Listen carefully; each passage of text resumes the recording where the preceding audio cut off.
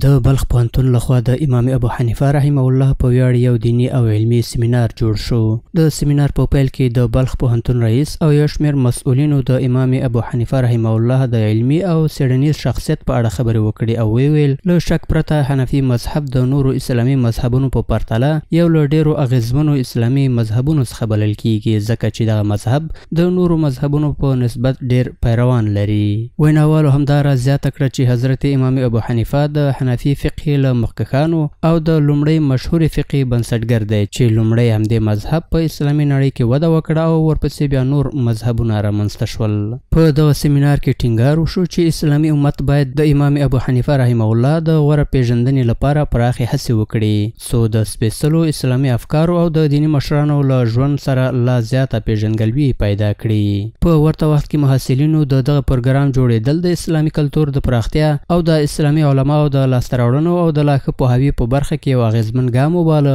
او د دیني عالمانو پیژندنه یې یوه دیني وجیبه وبلله. تمه ده چې دغه ډول اسلامي پروګرامونه به په ټولو اماراتي ادارو کې په لاره واچول شي تر څو تلپاتې او اغیزمن دیني او اسلامي شخصیتونه معرفي او لاسته راوړنې بیان شي.